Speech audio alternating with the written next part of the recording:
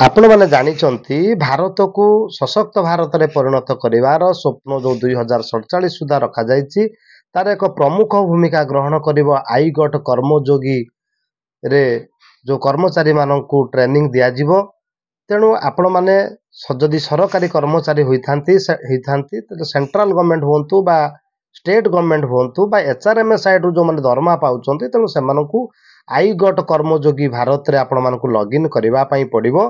तेणु आज अध्याय आम आई गट कर्मयोगी आपण मैंने किपरि लॉगिन करेंगे से विषय सविशेष आलोचना करवा। ता पूर्व जदि आपने आम चैनल नुआ होती आप आम चैनल टी सब्सक्राइब करने को भूलिए ना। तेणु आसतु आज पुंखानुपुंख भाव में आलोचना करवा। प्रथमे आप मोबाइल रे आपण मैंने प्ले स्टोर को जातु एवं प्ले स्टोर रु गलापर आपण मैंने आई गट कर्मयोगी आप टी को आपण सर्च करेंगे। सर्च बार रे लिखिए आई गट कर्मयोगी। आई गट कर्मयोगी लिखला परे देखंतु तळे आसीगला आई गट कर्मयोगी आप डाउनलोड। आपण तारी ऊपर क्लिक करंतु। क्लिक कला परे आपणकर आप टी आसी जिवो एवं आपण ताकू इंस्टॉल करिवे। किछि समय हुए तो नहीं पारे तेणु आपण माने आदौ व्यस्त हेबे नहीं। आगु को चलंतु। देखंतु वर्तमान आसीला आई गट कर्मयोगी रो आपण माने लोगो टाकू मध्य देखिबे एवं लोगो को देखला पर ताकू इंस्टॉल मारिबे। एई प्रकार लोगो आसीबो एवं वर्तमान इंस्टॉल होबा को लागिछि एवं आपण इंस्टॉल कर देबे। एवं इंस्टॉल कला परे आपण माने ताकू ओपन करिवे एवं ओपन हला परे देखंतु तळे मध्य आसी जिवो ओपन। आपण ओपन करंतु एवं ओपन कला परे आपणकर लॉगिन पई आप वर्तमान प्रस्तुत हे गला एवं देखंतु तार आसीगला इंटरफेस टी आसीगला। आपण माने साइन इन रे क्लिक करिवे। साइन इन रे क्लिक कला परे देखंतु किछि समय होते बुलिवो जहा अलाउ मागिबो आपण अलाउ कर देबे। तापर रजिस्टर हियर तळे पूरा रेखा जाइछि रजिस्टर हियर। आपण रजिस्टर हियर ऊपर आपण क्लिक करंतु। ऊपर किछि काम करिवे नाही। रजिस्टर हियर ऊपर आपण क्लिक करंतु। क्लिक कला परे आपणकर एई भଳି गुटे इंटरफेस टी खुली जिवो बा पेज टी खुली जिवो एवं पेज खुलिला परे आपण माने सेठी आपणकर निर्भुल भाव रे फुल नाटी लिखिबे बा पूरा नामटी इंग्लिश रे लिखिबे कैपिटल लेटर रे लिखंतु एवं नाटी निर्भुल भाव रे लिखला परे ना तळे रखा जाइछि ग्रुप। आपण जो ग्रुप रो ए बी सी डी जो ग्रुप रो कर्मचारी होउछन आपण होंतु ना काहे कि आपण सेही ग्रुप टा को सेठारे एंट्री करिवे। तापरे ईमेल आईडी देबे। आपणकर जहा ईमेल आईडी सेमिति ईमेल आईडी न दे आपण गुटे डोमी ईमेल आईडी दियंतु। आपणकर ना लिखंतु लास्ट को आपण gov.gov.in लिखिबे।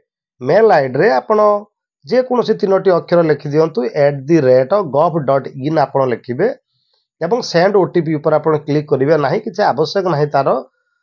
तापर मोबाइल नंबर टी आपण देबे एवं जोटा आपनकर एचआरएमएस रे जोटा लॉगिन हेकि रहिछि आपण से मोबाइल नंबर टा देला पर आपण मोबाइल को गुटे ओटीपी आसीबो एवं एंटर ओटीपी रे आपण ताको क्लिक करंतु। परे लिखा जाइछि ऑर्गेनाइजेशन डिटेल। जदि आपण केंद्र सरकार का कर्मचारी हिंदी सेंट्रल ऊपर मारिबे सेंटर ऊपर मारिबे ता जो स्टेट गवर्नमेंट कर्मचारी हिथांते आपण स्टेट ऊपर मारिबे। परे आपण को आपनकर ऑर्गेनाइजेशन सिलेक्ट योर ऑर्गेनाइजेशन ऊपर आपण क्लिक करिवे। आपण जो ऑर्गेनाइजेशन रे काम करूचंती स्कूल एंड मास एजुकेशन बा जे कोनोसी ऑर्गेनाइजेशन आपण सेठारे ताकू लिखिबे। आपण टैप करिवे आपनकर ऑर्गेनाइजेशन रो ना जेमति हमर ऑर्गेनाइजेशन टी होची स्कूल एंड मास एजुकेशन।